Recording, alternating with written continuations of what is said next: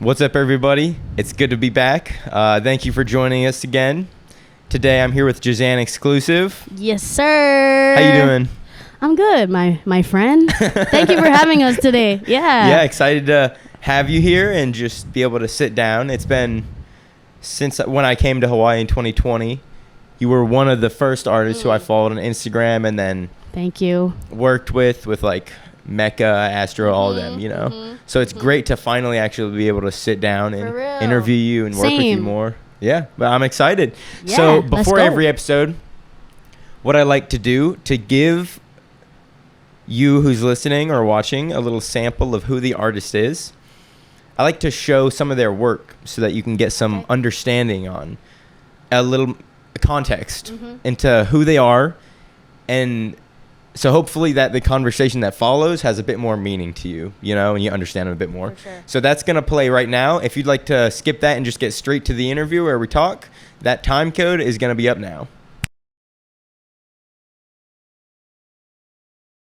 Been up for days, ain't no time to waste. Fucking I feel away. Fucking I feel away. Hey. Nickel on the track. I've been up for days. Really know what I've been on. I've been on this road for hella long. Can't be too scared if I get it wrong. Gotta move forward till I'm dead and gone. I just earned another check. Couple haters wanna bet how much longer she do that. Baby, just keep watching. You gon' see what we on. All them lights neon, the type of shit that she on. Hello, plus 10 more. We be high off the endo. All the vibes good when I'm close to my kinfolk. I'm on that Maui Wowie. My friends Popolo Howley. We always getting rowdy. Yeah, we getting cloudy. Always mad. Hey, thanks for watching. If you did watch through. And then, yeah, we're back. So, all right, let's start off just getting to know you a bit. When did you start making music?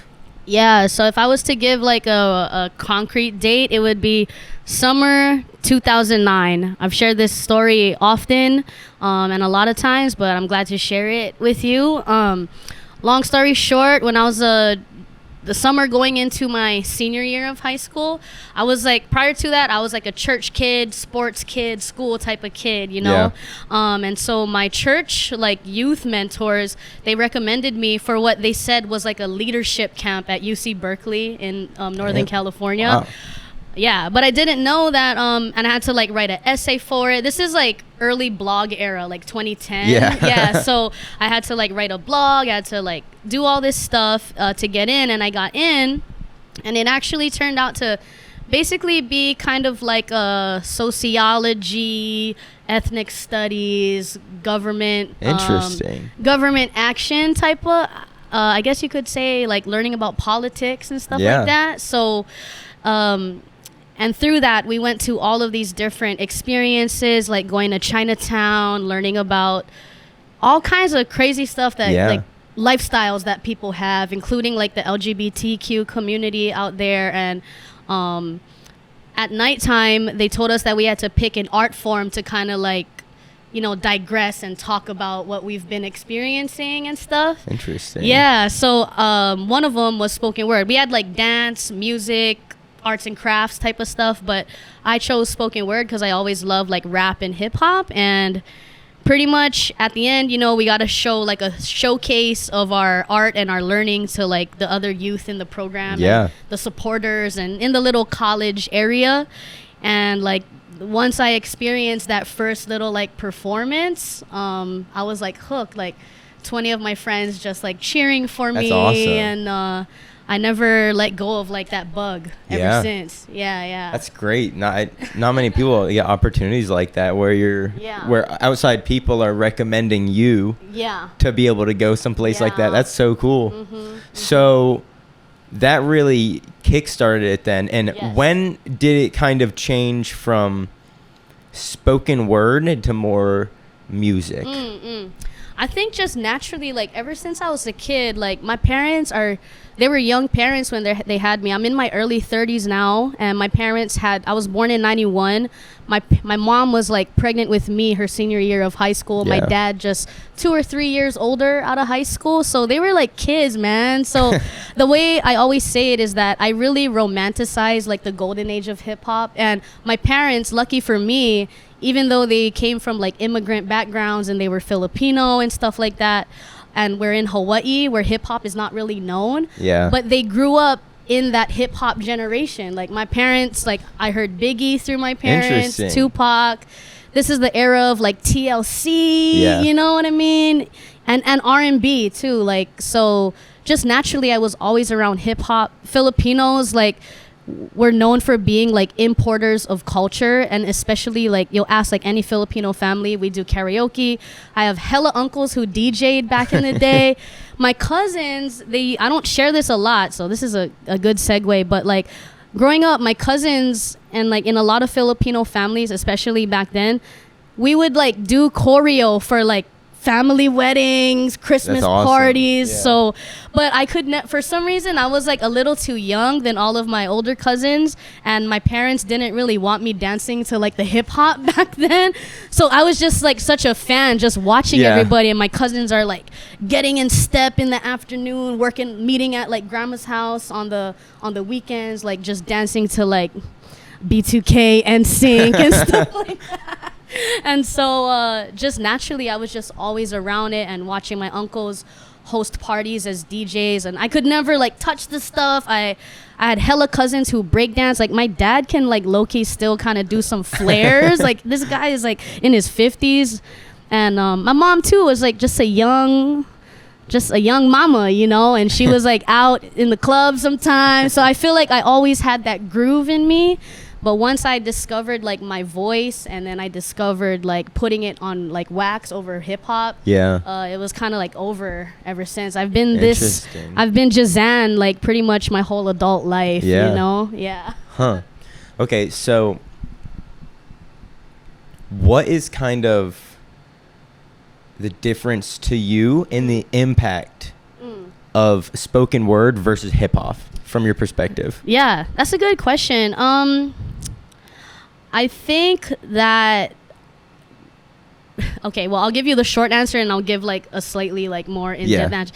The short answer is like the reason why I chose hip hop is because it's funner. Yeah. Like there's music, you go to the clubs and do shows, you go to the high school gyms and do shows, you do ciphers, and spoken words sometimes, don't hate me, spoken word community, sometimes it's kind of like it can be pretentious because it's more like known for being like in the college scene. Yeah. They can be kind of. Yeah, I get that. It has a stigma of being like stuck up. I'm not saying it's like that everywhere or whatever, but yeah, that's what I noticed is like it's just a different scene. And for me, like as much as I was like a private school kid, I would, like I told you already, I was very much like, you know, I was a very structured kid. I was very lucky to have parents that, you know, provided a lot of structure for me. So hip hop was actually my way of kind of getting out of that structure. Like till this day, my girl, like I have to learn how to like go back to that structure sometimes because I just want to be an artist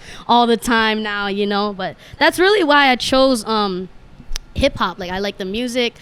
But to me, I don't, as a rapper and as an MC, I don't really see a difference because it's still lyrics, it's still storytelling, it's still, you know, a message. And even like business wise, I think early on I didn't realize it. I was like, how am I really gonna like make money being a poet? Yeah. Like just a poet. I'm not saying, I got a lot of friends who are poets, they make money, they do shows being poets, but I just feel like long term I always wanted to be more like the star, you know. Yeah, I get that. So that's why I chose music. Mm-hmm. So then, how important over the years has this become to who you are? Because you're a teacher, and you were in the military. So those aren't things that are really like, you hear that and you don't really think of an artist, you know? Facts. So how does that work? To me, like, I've always been someone who like wanted to push expectations. Like like I said, being like a super structured kid, but also being around like hip hop and like just local Hawaii shit growing up. Yeah.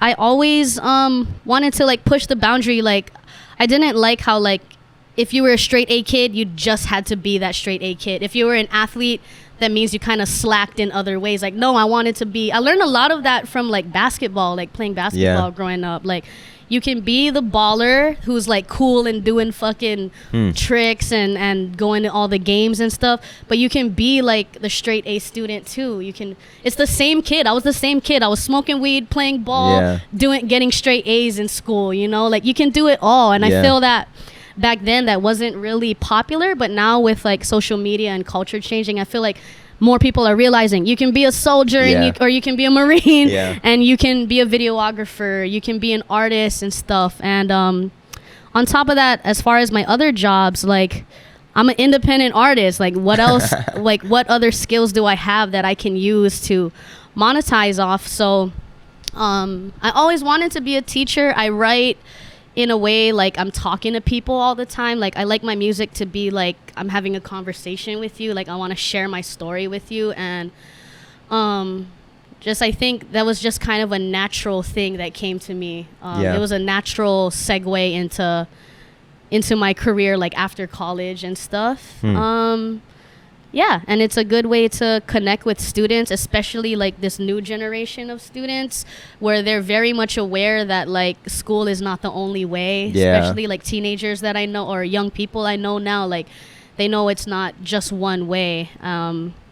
So I guess you can say like I just bet on myself. I just do it. Yeah, that's awesome. And the military, I'll let you lead the conversation, but the military for me, it kind of just set the foundation. Like I feel like a lot of artists or a lot of young people, especially when you're coming of age and coming out of like your parents' house and stuff, like 18 to 22, a lot of us want to like run away from the structure and like party and stuff. And I did that too, but on the real end, like you also need to take care of yourself and stuff. So my mom, she got like laid off in 2009 from like a long time finance job, stock market crash. We went into like a recession and like long story short, like we had to just kind of like go back to hustling and booking it. So I was like, I don't want to be stressing my mom out trying to go to school and have her pay. So I'll just take this like military route and do it. And then I fucking did it. Like I fucking did it, you know? Hell yeah. And I have a lot of good friends from like the military and like my college years. Yeah. It gives a lot of opportunities. I would definitely, well, of course I wouldn't be where I'm at now if I hadn't joined the military because everything would be different. But I don't even know how I would have invested so much time and energy and money into this, everything I do, without having that security that the military offers as far as money. I really appreciate that. For real. Sorry, excuse me. No problem. So there's so many routes of questions I could go down because you've put your hand into everything. So in my mind, I'm curious at, you are a single person. It's not different people who are joining the military, going to college, being a teacher, being an artist, being a spoken word artist. That's one person who's doing that. So I'm curious at like the tie and that holds all those together in regards to kind of your values and your personality. So with having all those things in your life, what is day to day you think some of the most important things for you? You mean that I kind of carry in all of those hats that I wear? Yeah, well, like personal values and things that you keep in mind. Okay, so I would say like in any room I go into, in any aspect, I always try to operate from a place of like aloha. Like I'm Filipino, but I'm born and raised here in Hawaii, and I was just raised on so much like aloha. It's very, I don't know how to pinpoint it. You could say it's like the musubis, you could say it's the beach, you could say it's like the Hawaiian aunties that I had around me that just showed me so much love. And including my parents, and always operating from a place of aloha, and I feel like that's what has made me like quote unquote successful in this game. Especially here in Hawaii, and being like a woman in hip hop, a queer woman. That's kind of like just what I carried through all of those journeys, and knowing that I'm always going to be serving a higher purpose and always going to be trying to elevate. So like, for example, when I was in the Army, honestly, like, I was never trying to do 20. I was never trying to be like a super hoorah soldier. Like, I'm not gonna front that I was like a super squared away soldier, but I had a plan. And I think a lot of veterans, especially like especially young veterans, like, you need to have a plan going into the military, because they're gonna use you and they're gonna get what they need from you, and you need to make sure that you're gonna get what you need from them and capitalize on it, or at least build a solid foundation for yourself. Now, I wasn't perfect at doing that. I made a lot of like stupid mistakes too back then, but like, I'm learning from them now. So yeah, just operate from aloha, and like, never put like boundaries on yourself, and just continue to put yourself out there. It does, it takes a toll. Like, my girl tells me all the time, like, especially now that we're entering our 30s, like, it's time to like really pick a route and like stick to it. So honestly, that's what I'm learning now. Like, even though people know me for having all these hats and respect me for having all these hats, now I'm having this conversation with you, and I'm having this, realization within myself, like, okay, what do I really fuck with? What am I really trying to do? So music, I know I'm not gonna let go of. I can always be a teacher, I can always be an entrepreneur, but it doesn't always have to be in those traditional ways, So actually, like, this is like a little spoiler alert, but I'm actually getting my real estate license. So boom, that's like another Jesus. That's like another field I'm about to go into. And that's awesome. There's a backstory for that too, but we can get into that. I don't know if this is going too much into the spoiler alert. It's okay. What are you trying to do with that real estate license? So honestly, like, my girl's been asking me this. She's right here, so I've been saying she's like my backbone in all of this. Really, like, if I really was to think about like young Jazan, what was my dream when I first saw Eminem or 50 Cent or like Missy Elliott? I was like, I really want to be like a fucking mogul, you know? It doesn't have to be necessarily in that level of mogul, but I want to be a mogul. And I think that's what ties all of that together. Like, if you think of Jay-Z, right? Yeah, he's a rapper. He came up from the streets, but people know him for his like financial literacy. People know him for his like real estate investments, and even as an entertainer nowadays, like, you have to know whether you do it traditionally or on social media, this part is not going to last forever. Like, the performing, the singing, the rapping, it could last, like, you're doing Michael Jackson shows and all that, but like the entertainment, like, peak, I would say, doesn't last forever. And the true like moguls, Jay-Z, Beyonce, even like people from the past, I feel like they've been good at taking that limelight and that money and all that and capitalizing it into other stuff. So that's kind of why I chose real estate. It kind of it's always been in my backhand. I just kind of been the stubborn kid almost. My mom's been in real estate for over 10 years. Like, after she got laid off from that job, she went through like kind of like a depressed and down period. And after that, she was like, fuck that. Like, I'm gonna switch it up and like,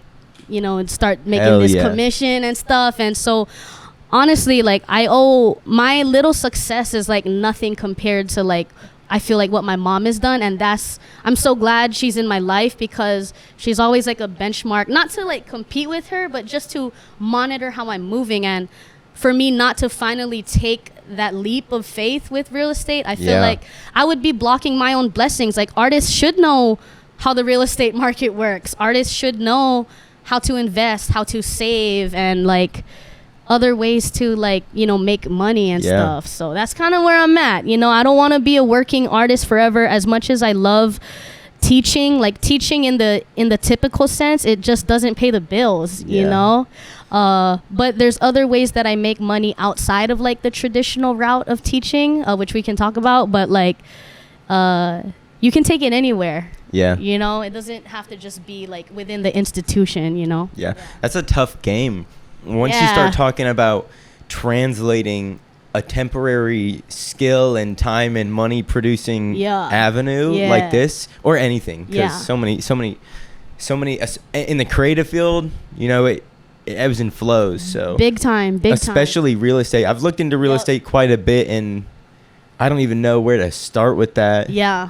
When I get out of the military, I'm planning on, when I go back to Columbus, buying a Okay, tiny little okay. house with my girl. There you go. And then using the VA loan for that. Yeah. But even so, like, I don't know the first thing about it, It's you know? okay. And maybe I'll learn more as I learn and Yeah. get started. I basically in Hawaii, the way to get it is you basically just have to have a high school diploma. You go to like this online class for like 2 months. So I did that over the summer. And then you pretty much book your test. And once you get your test, you get your license, and then you kind of start, you have like a amount of time to like find a company to work for. And pretty much the reason why I chose real estate too is like, I'm not the type of person that can like stay clocking in every day. I feel like I Yeah. paid my dues being in the military. I was clocked the fuck in for, you already know, like you clock in at 4 a.m. You may not go back home till 4 a.m. the next day. So I just don't want to do that in this day and age. And, you know, I love the teachers that I work with and stuff. And I respect my parents and my grandparents for having like those solid 9-to-5 jobs. But for me, I can't. Like sometimes I apologize to my girl. Like, I'm sorry, that's just not me, you know? Yeah. But at the same time, I have to make it work as an adult, Yeah. you know? Yeah. You're speaking my language with that. That's one of the, I just want to make this and music videos work out so Yeah. bad, because even as I've been doing this recently, the past month or so, I've been getting a lot more serious with it, and like scheduling my time, my days, you know, making concrete plans for everything. But it's just so nice, even that little bit of being able to create my own schedule, you know? Oh my God, it feels amazing.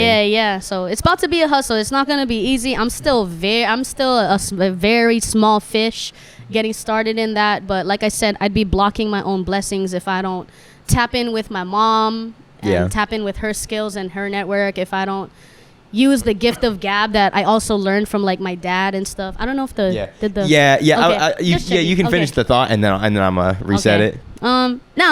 So trying to be a mogul, trying to learn all I can, and I think more artists should do that. Not necessarily trying to be a mogul, but you should always keep yourself open to more knowledge, more wisdom and stuff. Like I feel like that's what people don't notice. Like, these celebrities and stuff are making money, and these new kids, influencers making money on brand deals, but it doesn't last forever. Mm-hmm. And if you pop off on one thing, doesn't mean you're gonna pop off on another the same way, and you're gonna have to know that knowledge.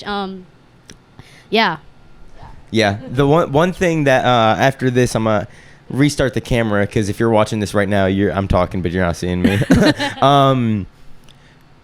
That's been a big thought of mine, is having to know money better. Yeah. And I swear that I've said this in like the last 4 interviews I've said, because this topic has come up. You see those papers up there though? Yes. So that's we started.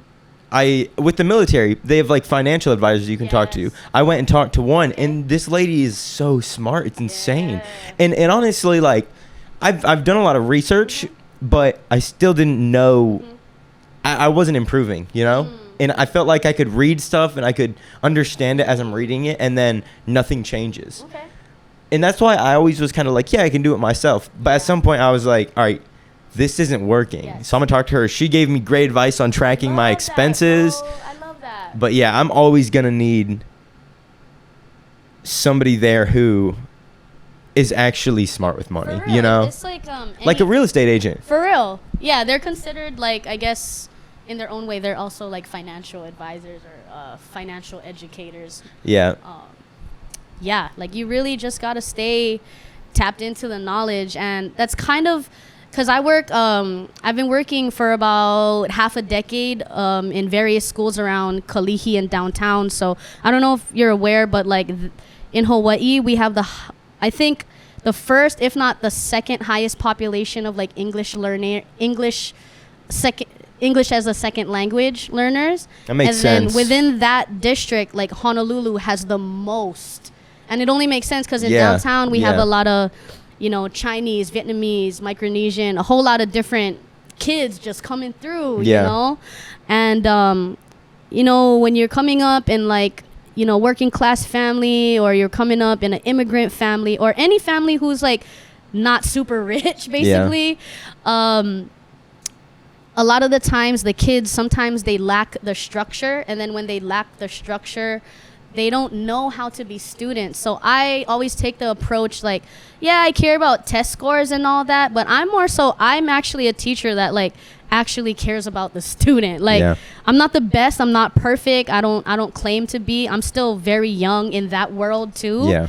But I always try to teach the kids like, you have to pay attention and you have to put your best foot forward. Like, for example, in this interview, I'm not slouching. You know, little things like that. I tell the kids, like, sit up straight. Like military, right? Like, they tell you, if you're sleepy, stand up. If you're sleepy, drink That's water. the biggest one. Do what you need to do to pay attention, because it's cool to make it online and you can have a talent, but if you don't know how to, you know, if you don't have that knowledge of like scheduling or having discipline or even money and stuff, like all of that plays a role. You've seen it time and time again. MC Hammer, NFL players, NBA players, they make it in that peak time and all of a sudden it's gone because they didn't have the knowledge. What's that statistic about NFL players it's being crazy. Like broke?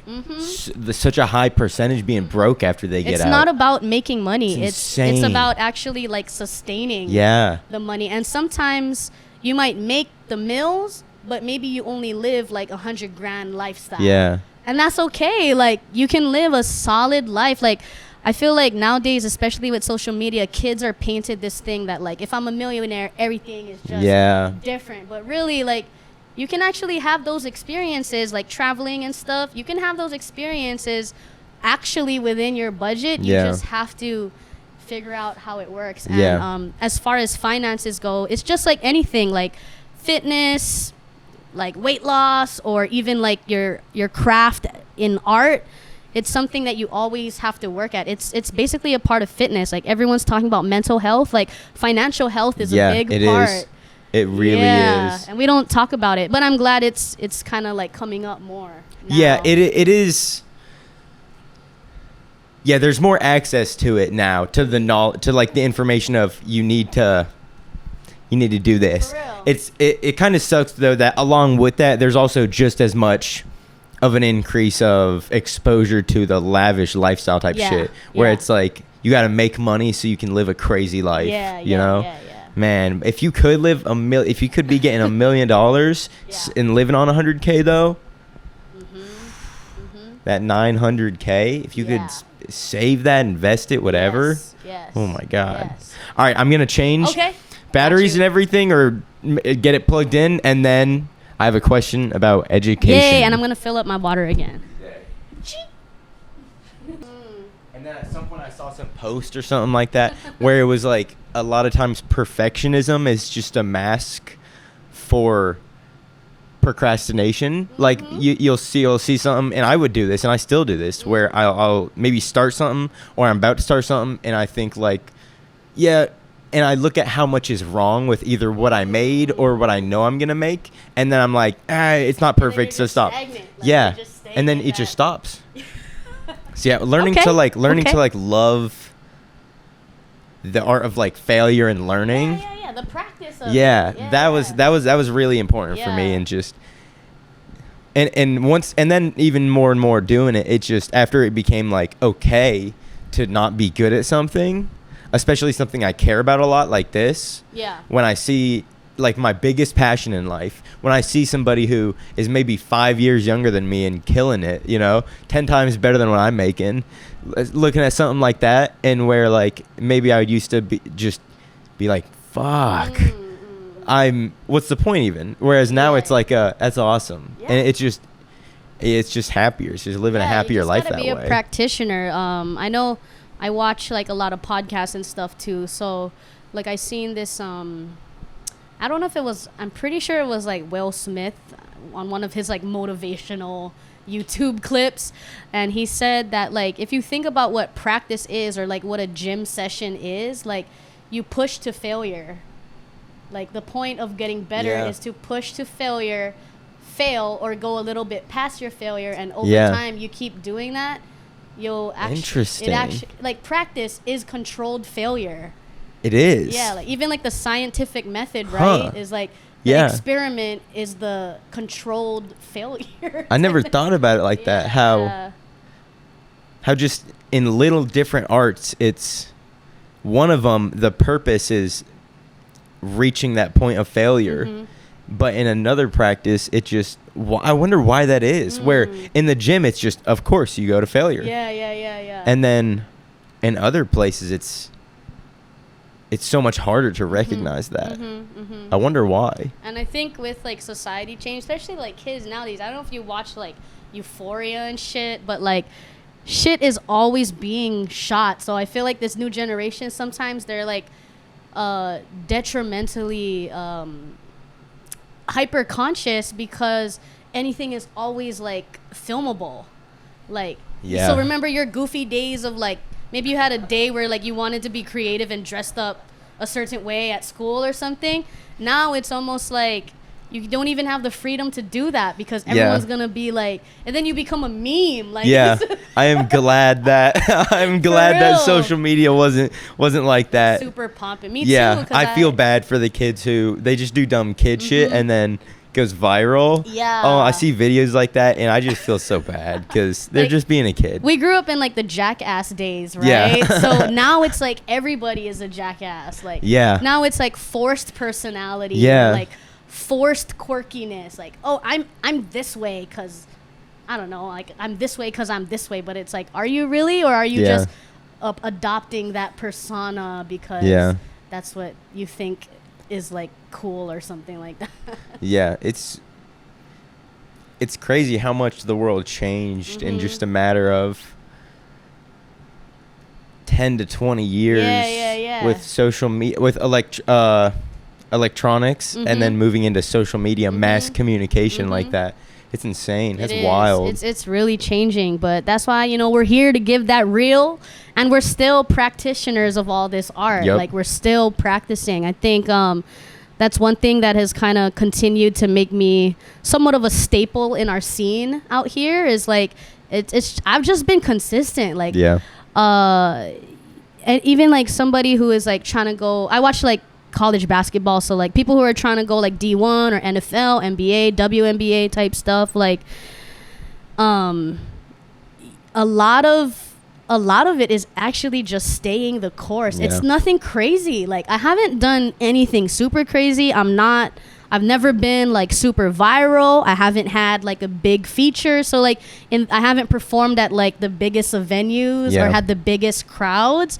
But just the fact that like I continue to do it, like I slide in so many different places. Like I go places that most people don't even know that I go. You know. So yeah, we can talk more about that. But I'm just saying, like, you stay consistent. You never know like where you're gonna slide. It's like being a sub. Like, did you play a sport like growing up, or what did you play? So I played soccer all my life and then ran track for a long time. So like being the bench warmer, right? But like just that year, like you were shitty, maybe your freshman or sophomore year, fucking you just went ham that summer before junior or senior year. All of a sudden, the next guy get hurt. The next guy doesn't pull through with their grades, but you're fucking ready. And then you just pop off right there. I'm so much for being that person, like that kind of like underdog, under the radar. I've always kind of operated that way. So, and I'm always kind of treated that way in life. Like, that's just how it is. So I embrace it, and it like gives me a weird like fire to like just keep going.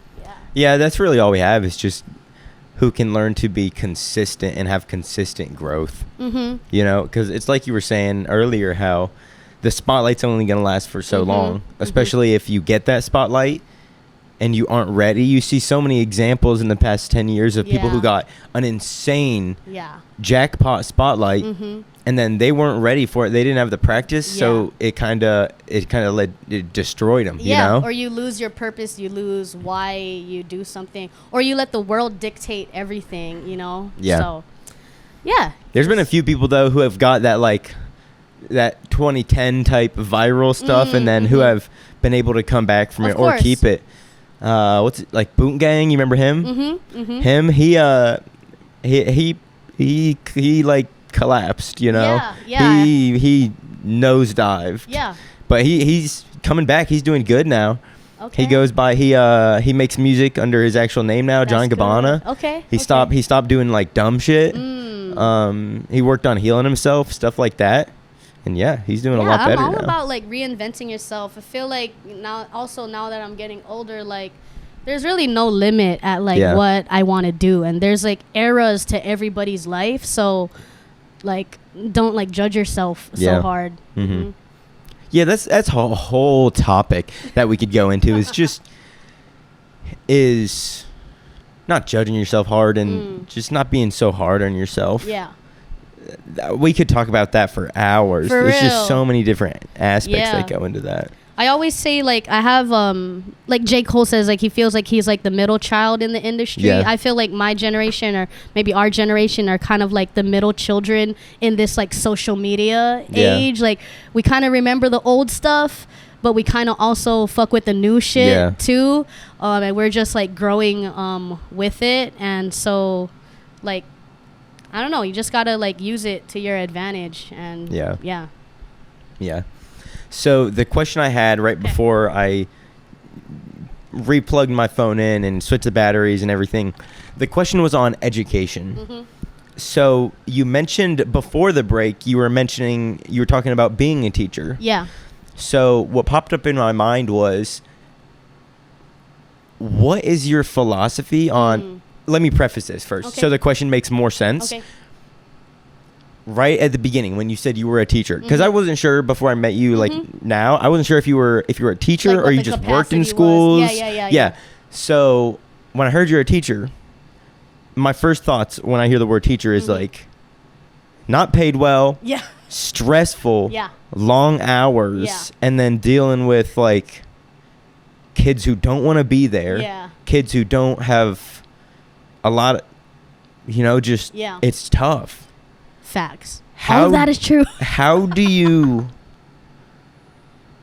because honestly, like when I think about it, it looks like it's hopeless for people who want to be a teacher. It looks like it's hopeless. It looks like it's just you drive until burnout, hopefully get some more energy. That's what it looks like from the outside for me. Yeah. How do you like communicate to kids and try and help them when they don't have that perspective on life? So let me see here. Like, to be honest, I've always had a passion for teaching, like as young, like way even before I got into like hip hop and stuff. I remember in the summers I would always go, my parents would put me in like different like summer camps and stuff. And so when you go to summer camp, like half of it is like going to the pool all day, and then I don't if you grew up going to like summer camp or whatever, and then the other half is like in the little community center and you're doing like arts and crafts. So for some reason, like when we would have the arts and crafts time, like I'm the eldest like child of all my siblings. I'm on my mom's side, I'm the eldest kid of like all my cousins. So in like Filipino culture and Asian culture, whether you're the eldest, and especially if you're like the eldest girl in like that generation, there's a lot of responsibility put on you. And luckily it wasn't really put on me like in the traditional way, but I kind of put it on myself. Like I kind of saw like fucked up situations and stuff, and so I was like, hey, like at least maybe I can help my cousins learn how to read, so that even if they're stressed out about stuff that's going on at home, they, at least when they go to school, they can be a little bit prepared. So like I would make like workbooks like for my little cousins and shit, just trying to educate them and teach them, like little girl shit, like playing school. So but fast forward to now, like everything you freaking said is like totally correct. But I feel that my first point is that society also, like, even if teachers are underpaid, even if you do say it's like a burnt out thing, because I see it every day, like, it's all facts what you're sharing. But then as a society, I still feel like we should appreciate teachers and respect teachers, like, period, you know. Like, why does the pay have to equate the respect? You know, like, Mr. Miyagi didn't care about how much, like, we don't think of Mr. Miyagi being like, oh, he didn't have a pension. You know, think of like the teacher, I don't know. Anyways, that's how I feel. But as far as like with the kids and how I approach teaching, and my coworkers will probably like attest to this too, like, I actually set a lot of boundaries for myself, and I consider myself kind of lucky that I do have hip hop or that I do have entrepreneurship. Because teaching in like the DOE is not the only thing I have. I feel like a lot of teachers, just like veterans or people who go into like one trade, that's all that they do. So then you enter this space where like it's all that you do, and then you're being like exploited for it. For me, it's like I just kind of pick and choose how I get used. Yeah. So long story short, I started my first like teaching gig, I taught at this school called Remington College here in Honolulu, and I actually taught like associate level business courses. Damn. So that was like, I did that for about a year and a half. You know, sadly the school kind of like didn't pan out. But around the same time, that's when I discovered this other program called After School All Stars, which is based in the middle schools. Yeah. Do you know about that program? Or? Well, not out here. Is that a national thing? It's a national thing. I was about to say, because I knew it was in Columbus, but I didn't know it was national. It's super popular. It's actually a popular program. They kind of gear it towards like, you know, like low income schools, inner city type of schools. And so that's how I got into teaching hip hop. Like, I just made my own little curriculum. Like, okay, today we're going to learn how to write a rhyme. The next day we'll learn how to record. By the end of like the little 8 weeks that we spent together, hopefully the kids either like perform for their class or they record a little track. Very simple. Like we could do it in the classroom or like in a small little janitor closet. Like I'm recording a little like 13-year-old or whatever. And so from there, and I already had like my college degree. So in order to get into the school system, because it's so shorthanded, it was honestly like kind of easy. Like I already had my degree. I had a little bit of experience. So 2020 came around, and I stopped working for that other program, and I just decided to go directly into the DOE. And I've been working full-time and part-time off and on in the DOE since about 2020. And so, and then last year, I would say it was like my first fully immersive year as a teacher. So I taught third grade last year for like the whole school year. Like I was the third grade teacher, and I loved it, honestly. I really, really loved it. It was just the reason why I stopped and I chose to go back to part-time this year is number one, like the time and money. Obviously, it just didn't match for me, but I learned a lot. And like I can see myself doing it again. Like it's one of those things, like school isn't necessarily going away. I can do that type of teaching even after I have this career right now. But I'm always straight up, like especially with my students, because nowadays like they see me on TikTok, they go to my YouTube. Like they're probably the ones giving me at least like 20% of like my, you know, my little engagement that I have. So like they really listen to me, and I think what's different is that I actually do have a passion. I actually do have a creative outlet, and I'm not afraid to share it and talk about it openly. That's awesome. So I give them that knowledge. I've had like friends come to the classroom and show them how to make beats. I do like guest speaking. I probably would have brought you in my classroom if I had the chance, you know, talk about like videography and stuff. So that's kind of where I'm at now. So, but obviously you can tell the money doesn't always match up, but because I have so much experience as like a classroom teacher, and we get a lot of good training too. It's good networking with all the different trainings that come from the States and all that. Like I'm able to bring that in all my other all my other facets. So I get booked for like other programs to teach as well, like That's awesome. VV That's Stop. so cool, yeah. I've taught at like Punahou. Right now I have like a standing gig at the Honolulu Museum of Art Really? for this program called Sound Shop. You say you have a standing gig. What does that mean? It's like a consistent gig that I'm like Really? booked for. Yeah. At the Honolulu Museum of Art? Honolulu Museum of Art. That's It's not so just me, cool. but there's a team of artists That's awesome. over there. That's so cool. So again, you like never know. So I always tell my coworkers at work, like, just take this as practice. Like, it doesn't just have to be your only thing. Interesting, yeah. I have friends in the school system that are like, one of my closest homegirls, like, she's really into Yelp. So she does like plus the hours for teachers are good. Like, if you really think about it, we're in school from 7 to 3. We got weekends and breaks off. It's too easy. Yeah. So in those days, Yeah. yeah, it's crazy. You do spend a lot of extra time, but I feel like if you kind of plan it and, again, you set those boundaries for your workplace and stuff, it's definitely doable. But now that I'm going into real estate, that's why I chose to kind of back down and do part-time, and I still get a decent pay. We actually got a raise like over the summer, so that kind of helps. So yeah, and it's better than like working at like, I mean, no disrespect to like all those other jobs, because I've worked retail, I've worked food service and all that, but it's better than like going and working like those jobs. Yeah. So at least I can kind of be in somewhat of a place that I feel compensates me and is able to help me grow. Yeah. I was a lifeguard in high school, and I got to the city of Columbus. They had cool opportunities where they would give you your opportunity to get your WSI, water safety instructor. Okay. So we were able to teach like swim classes and dive classes and stuff to the kids, and that was fun. I really liked that. But I'm curious though. What is your favorite age group to teach? Because what third grade is, that's around 8 years old, right? Yeah. So like I said, I kind of started, honestly, like, just like putting this out there, like, my goal, like, I know I said I want to be a mogul and all that, but ultimately I do like want to be a teacher.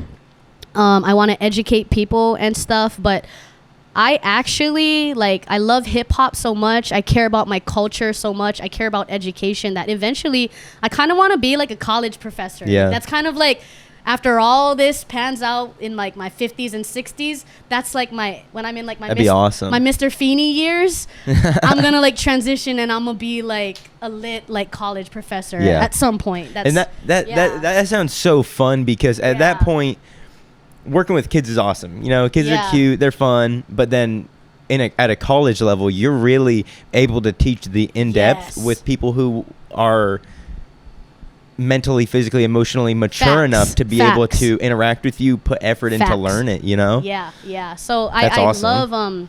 I love the college age, but I would have to say, like, in the day-to-day, like, of like the regular typical schooling, I personally really like third grade. Yeah. Third grade, maybe like 3rd to 4th grade, because it's really tough to teach like the young ones, like K to 2, where they still need help, like with the very, very basics, and like behavior wise, you remember you at like 6, like, you know, I that's a lot. I always say, like, whoever chooses to be like a kindergarten or like 1st grade, 2nd grade teacher, they're like a different breed, because I can't do that every day. But I like 3rd grade because they're like right out of that age. Yeah. So even if I'm rapping super corny or like freestyling for them, they already have a lit day just because I did it. Yeah. You know, even if we're rapping about like the colors or something like that. Yeah. And so I always approach it that way. That's awesome. Like I said, I always have aloha. So in my 3rd grade classroom, every Friday we would do a community circle, and it was kind of like, we pass around I have a little frog thing where, like, you know, you share what you're thinking or whatever. And then after that, I kind of like wanted the format of like an open mic. So I would put this mic up, my little speaker, and then I would just let the kids go ham at like That's cool. singing karaoke, playing like BTS songs, letting them get sturdy and stuff. Like, like not too crazy, but like that's what's been cool about being like in the classroom. In the classroom setting. That seems cool. That seems like, correct me if I'm wrong, that seems like the age where it's like starting to get mature enough to where they can participate. Yeah. But not not at the age yet where they're too cool Exactly. for shit. Exactly. You know, Exactly. that would probably 6th grade to 8th grade. That's if I were to why- teach, that would probably be the hardest group Yeah, to teach. middle school is tough. I would say it's the toughest group because they're starting to smell themselves a little bit. Like, and you would think that a lot of kids want to do like rap, but for some reason, I don't know if it's because like they're self-conscious or whatever. Yeah. Kids would rather do like a hip hop dance class. Yeah. And because it takes a lot to be like an MC, you know. So Yeah. it's only like, let's say like 20 kids join the hip hop dance class. Maybe like 5 will come to the rap class, because when you think about it, like rappers, we're kind of like, we're spokesmen, and not everybody has that like drive to be a spokesman, especially like that young.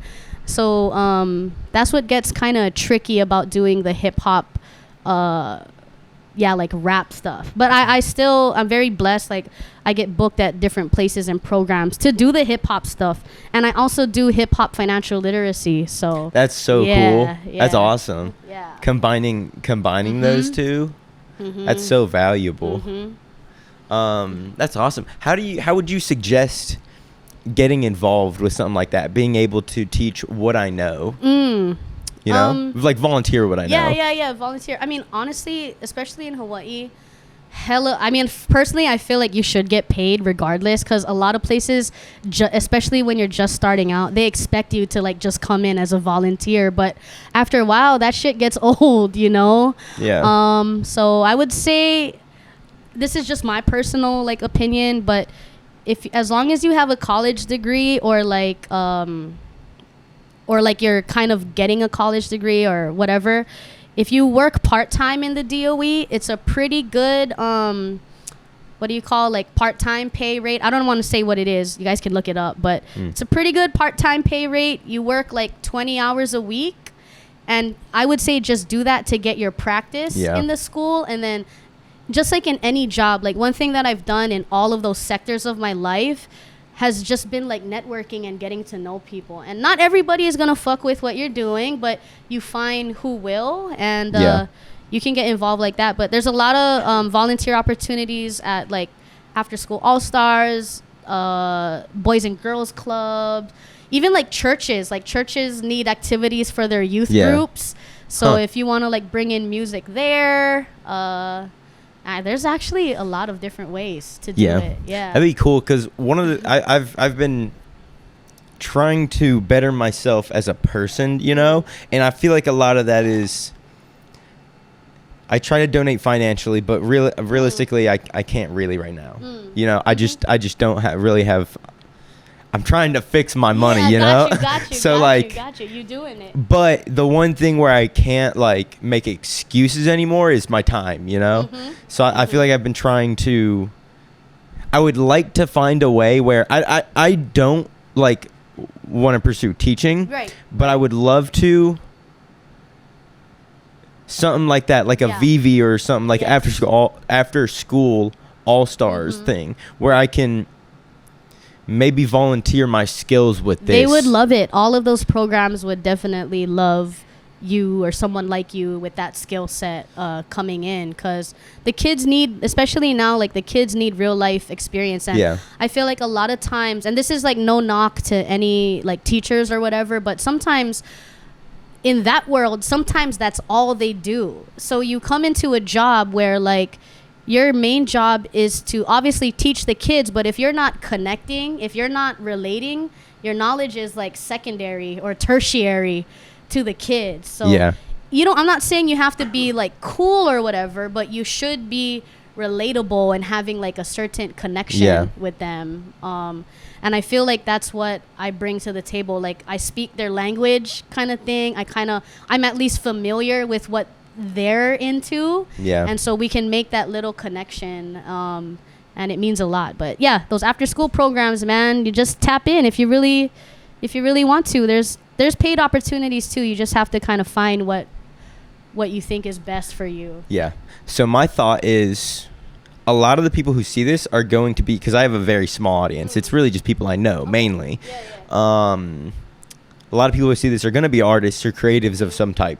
So I don't know about other people, but for me, when shit is like vague or when I'm like, yeah, I'll do that or this or that or that, it usually falls through the cracks. How would you suggest, say whoever's listening to this right now, say they're an artist or they're a creative of some type, and maybe they've thought about it, maybe they haven't. What steps would you give them to concretely do where they could start volunteering with a group like that or do anything to make a difference, you know? Oh, okay. So I would say kind of like have your lesson plan already ready. Even if you're not a teacher, basically a lesson plan is just an outline of what the fuck you're going to do and like your purpose. So just have an objective. Like a lot of mine is like I will teach the students hip hop to inspire them to use their voice, or we will use creative writing in order for students to express their identity or something. And then from there, you'll have like your plan of action, like, or like your goals, like, okay, we're going to do a little free write, and then we're going to do a little like freestyle. And then at the end, everyone's going to perform like a 1 minute, like, no pressure.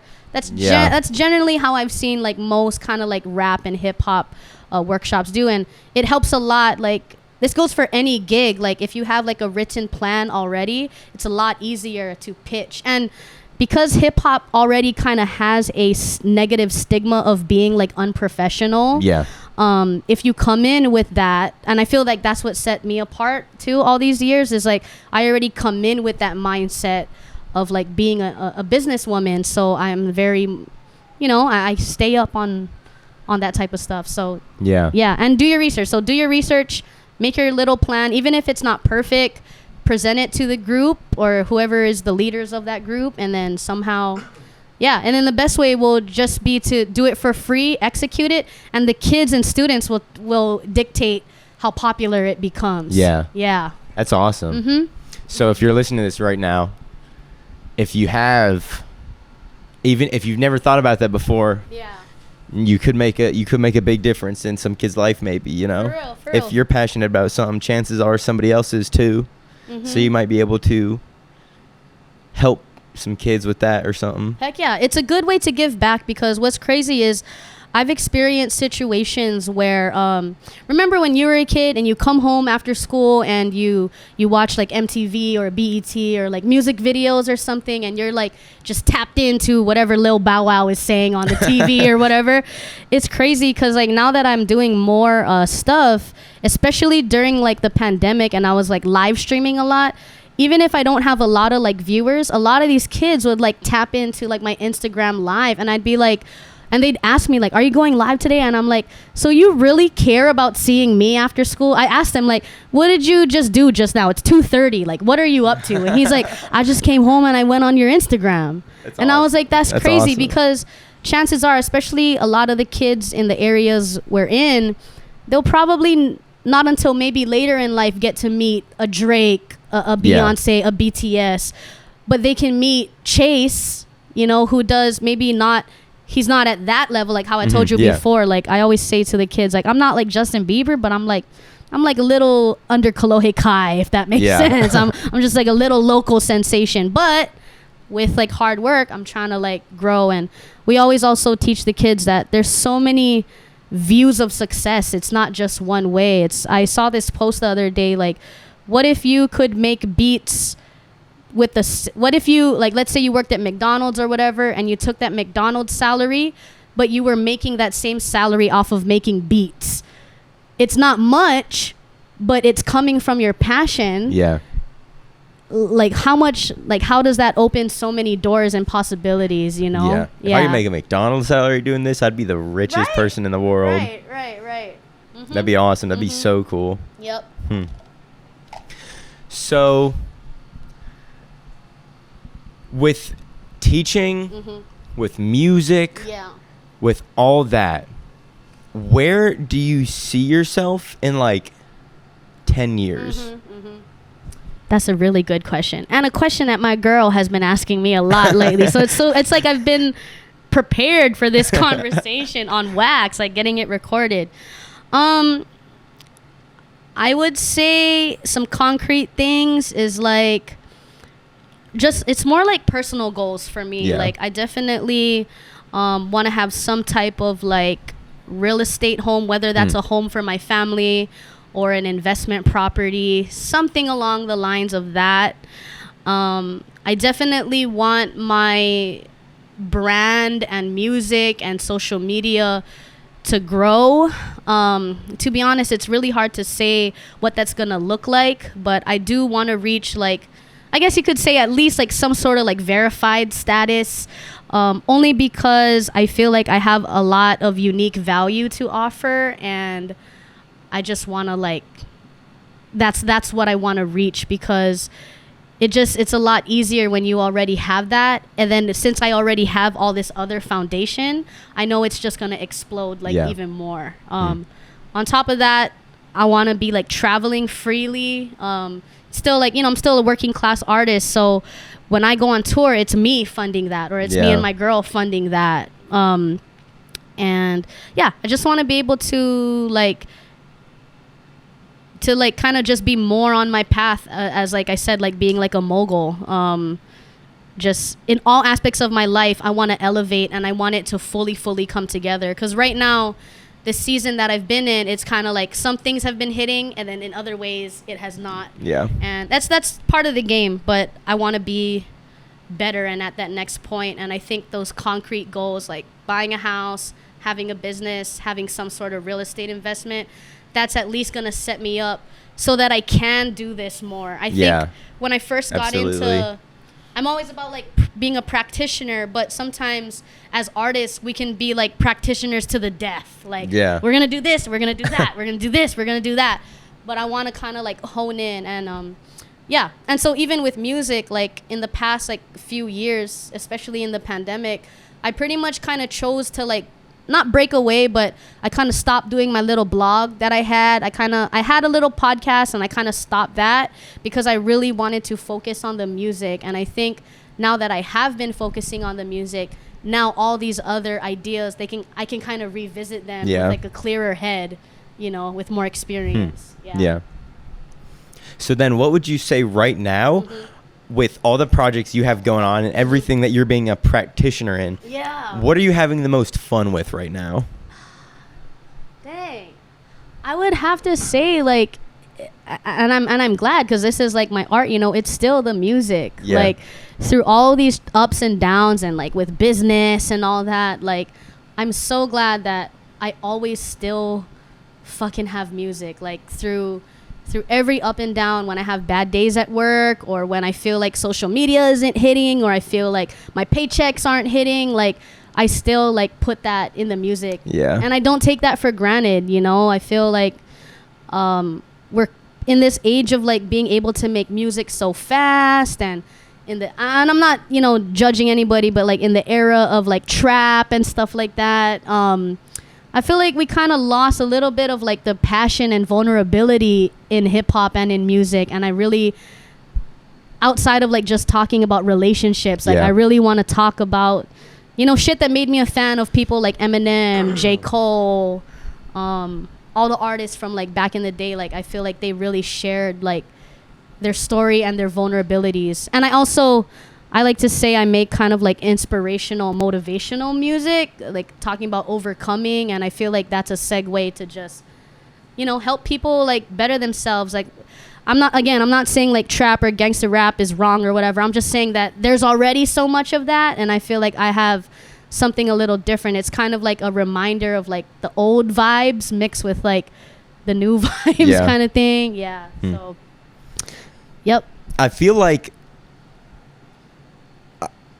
the long period of everything where there was so much, it felt like, what's the word, like shallow music being made. I will say one thing, I feel like the younger generation is kind of pulling it back.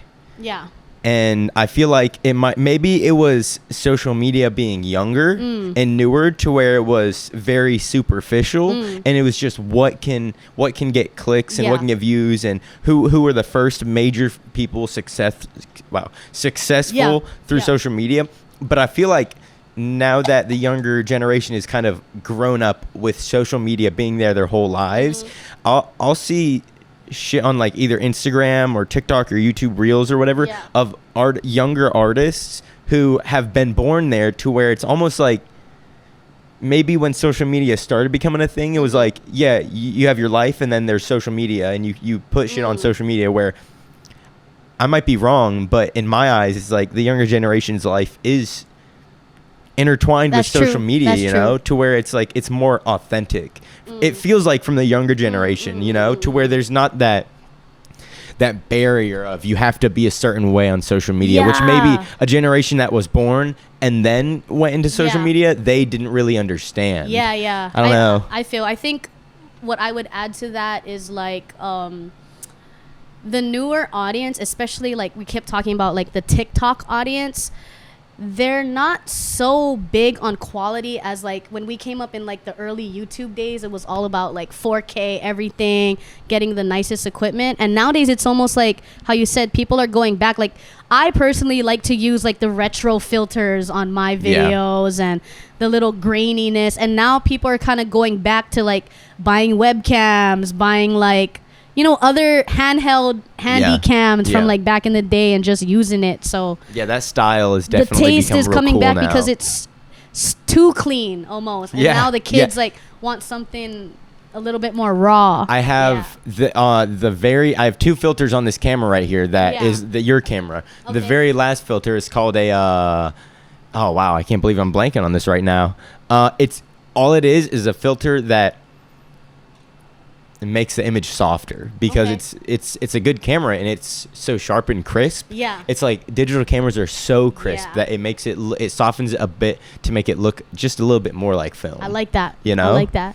Yeah, it's interesting that it's almost, and it's its own style now, to where like vintage film shots are just their own style now. I love it, and it's so cool.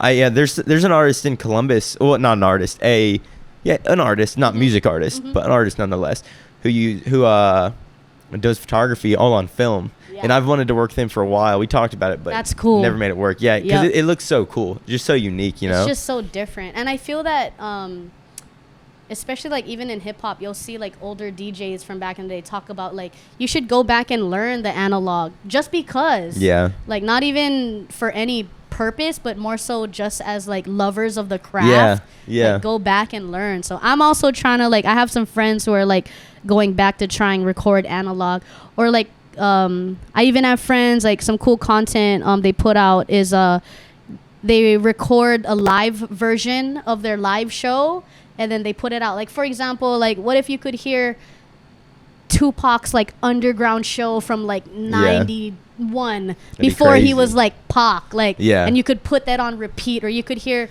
Beyonce's perform at like her 16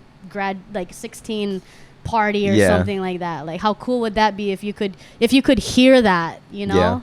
So it's all kinds of ways to like put your art and content together. Yeah, that's cool. And it's a good idea. Just even if it's just memories for you, you know, something to look back at, something to show your kids. Be like, yeah, for real. I love that the most is like this documentation of everything. I mean, of course sometimes it gets old or whatever, or it gets too much, but I like documenting my life and sharing it. And as creatives who don't necessarily have like the super big platform or the big funds to push out, social media has helped me a whole bunch. You know, I always say like, even though I haven't really gone viral, or like most people don't necessarily see me as like a celebrity, and that's not necessarily my goal. Like it's allowed me to enter so many rooms that I never thought that I could. Like it's just like my own little business card, like getting booked for shows and getting booked for workshops and stuff. People like even you, like people always tell me like, oh, I saw you from your video, and it's like I'm not even like a 10K artist right now, you know. I'm still like under 5K. I'm not trying to get into the numbers, but people still recognize me for that. So it's really, I feel like I've been very blessed, and it's been unique for me to, I get a lot of like traditional opportunities because of my online presence. And so now what I'm trying to do, like me and my girl are talking about, now it's about like, let's really push the online so that these worlds can kind of like fully emerge. Because I know when the numbers really grow, I can start booking even more shows. And because I already have so much practice and foundation doing all these other shows and workshops, it's only going to be like bigger and better, you know. It's tough to learn. For me, it's been tough to learn how to really combine the two, the real world shit, and then make it presentable to where it's actually consumable on like online, you know, to where in real life it's you might have the coolest experience. True. But then learning how to actually make that into something where it's also a cool experience seeing it on social media. I'm in the same boat. Oh I'm my in God. the same boat. I'm in the it's same so boat. hard. Yeah. It's because there's so much that goes into it. Yeah. But it's all fun, right. Though. It's full. It's one of those things where every little step you take towards getting it better, it's just it's so fun to see that progression. Yes. You know, one thought that came up in my head, and this is kind of random, when you were talking about recording shows and just imagine if you're able to see Pac when he was young or anything like that. A random thought that popped up in my head is it's interesting that this is really, we're in the very early stages of having everything in the world documented, you know? For real. There's nothing that isn't documented. So it's going to be weird knowing that for us, our great-grandparents, great-great-grandparents, we know them through a few pictures. You know, if your grandparents were alive, for you to know them when you were young, maybe. But generations down the line, it's so weird to think about how us being the great-great-grandparents, they're going to see everything from our lives. I'm fine with that. I want them to weird. See it. It's just so weird to think about. Like, imagine if you were in their shoes to where you saw your great-great-grandparents posting... you see their Snapchat, like smoking weed on Snapchat. Yeah. How weird would that be? It's just going to give such a different perspective on life. For real. And I think it's just going to be so different. But yeah, I love the documentation. I think that's the main thing is like when we start to overthink, like Gary Vee always says, like just document it, you know, at the very least. And I think that's what me and my girl like would really say we contributed to this scene, especially when I first dived in. Like I'm not like taking anyone's credit out here in the local scene, but I feel like when I stepped in like the local scene, which is around like 2016, 2017, 2018, that era, me and my girl were kind of like the only people at the shows that were pulling up with like cameras and phones and mics. Like not everybody was doing that. Nowadays, everybody has like a shooter with them. Everybody, you know, and they probably even have better content than me per se, but I still feel like I at least like somewhat started the trend or encouraged the trend to like when you come to a show, you should pull up with like business cards. Not necessarily nowadays, like business cards are a little bit different now with social media, but I was pulling up with like business cards, posters, merch, before I was even like a thing, you know? You just have to hold yourself to that standard. And I feel like a lot of artists, especially in Hawaii, we always have this like gotta stay humble kind of thing. Even in like Asian culture, it's always about like staying humble. But then at the same time, if you believe in yourself and you want to pop off, you should put your best foot forward and like have merch, have a CD, or have something tangible that people can take with them for you to remember the experience, you know? And I feel like that's also a thing of how you present yourself. Just if you present yourself as like a professional, then other people are going to see you as a professional and treat you accordingly. You know? When it comes to everything, when it comes to booking, when it comes to your time, everything, like that also goes into valuing your time so that other people, somebody recently told me, he said, the moment you start valuing your time is when other people will also start valuing your time. I think that's great advice. Yeah. That's an interesting point you say, though. Yeah, how quickly it seems like the scene here has changed, even from when I came. Going to the few like performances I did with Curbside Worldwide or anything, those to where like they asked me to come once or twice to some of them and shoot, and then go in there and it's all just happening in person, Yeah. and maybe some people have their phones out Yeah. recording it, and then I'm the only person there with a camera, and it's weird, to now where like the last show I went to, there's like 10 guys. how many people, how many artists have their own Facts. photographers and videographers there, how many people are there for event recap, and it's crazy. It's really good. I mean, it's good for the artists, you know.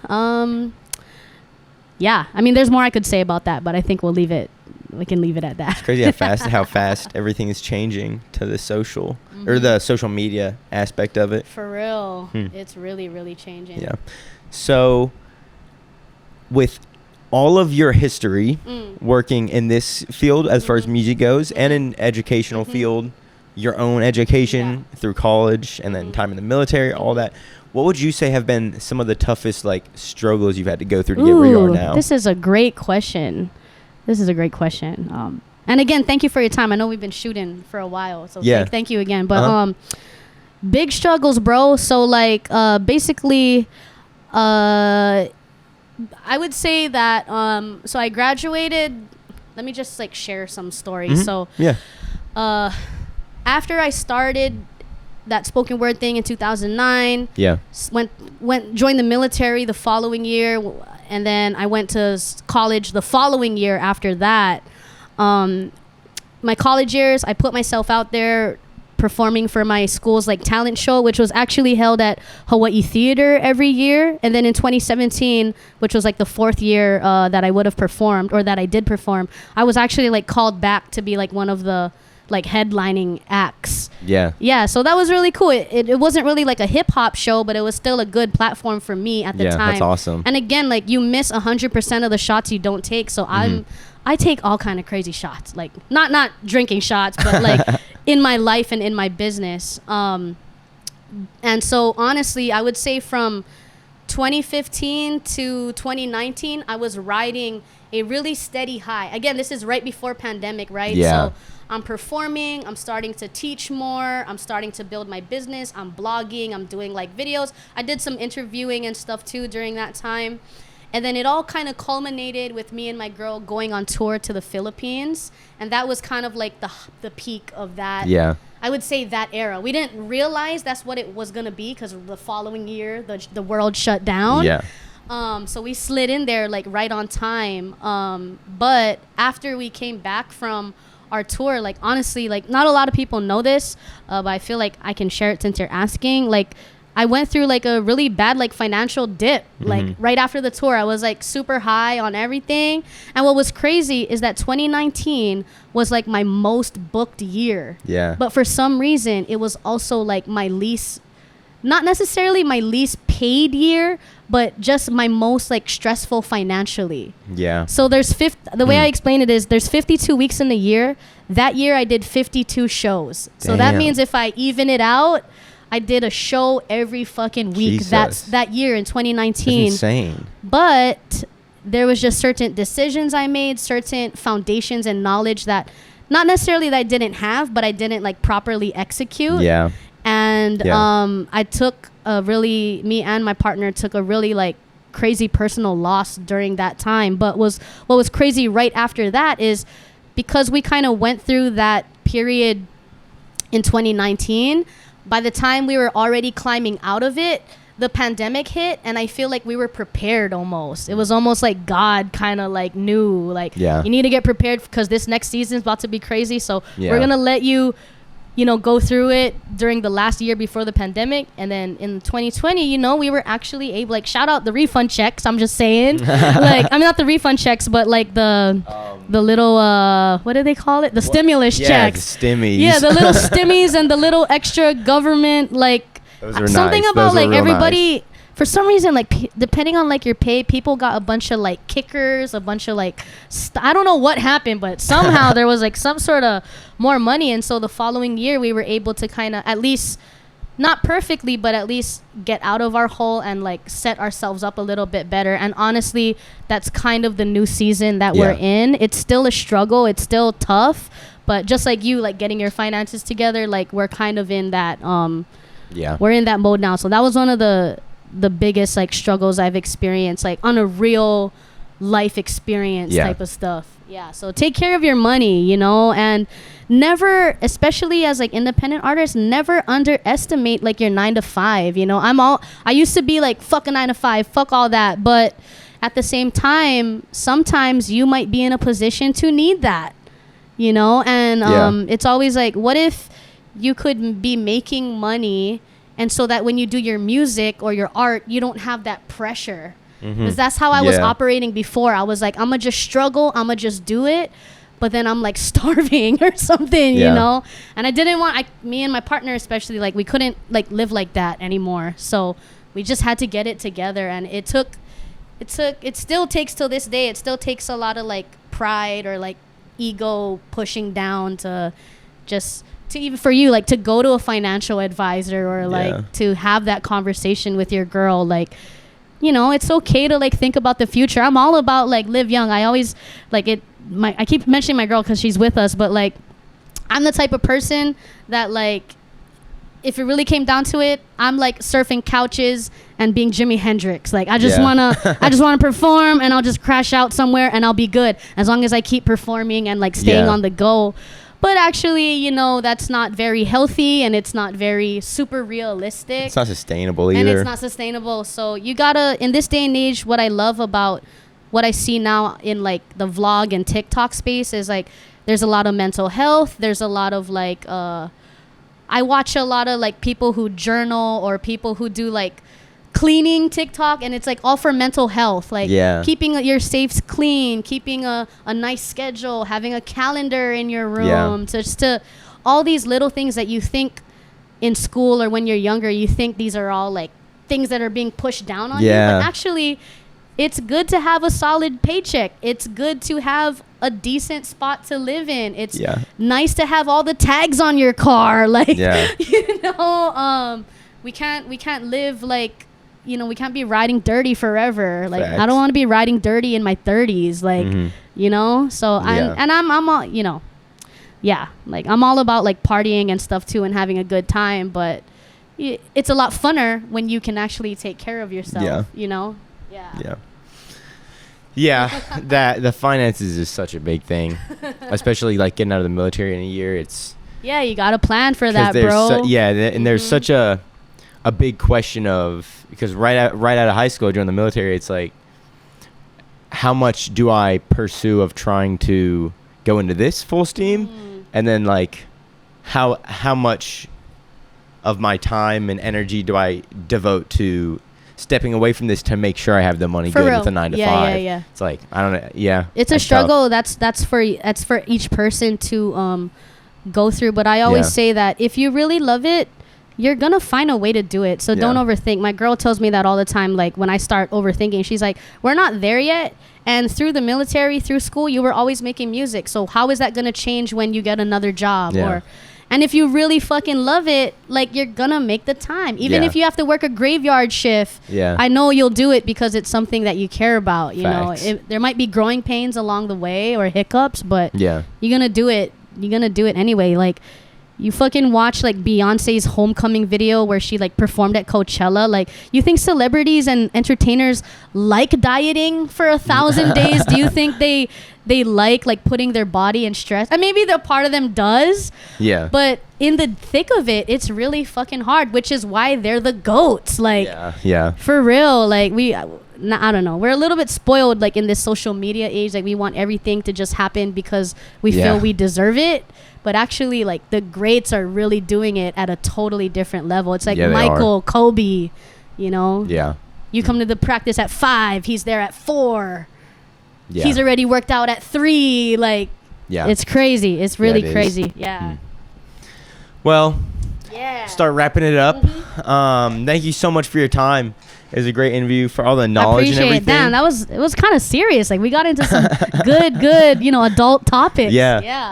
So, last couple questions I always ask. Bet. 1, for anybody who may be driving or anything, not able to be on their phone right now, could you say all your social media handles, everywhere to find you? Could you say it out loud? For sure. What's good, everybody? Aloha. It's your girl, Jazan Exclusive. Follow me on all social media platforms and all music streaming platforms. That's JEHZAN Exclusive. Jehzan exclusive, Jehzan exclusive. My music is like everywhere. I'm like, if you type that in, you'll find it. Whatever your platform is, I'm on there. You'll find me. Hell yeah. Well, thank you so much. Final question. If you had anything to leave our audience off with, what would you leave them with? Life is short. Chase your dreams. Like, I come from like an immigrant family.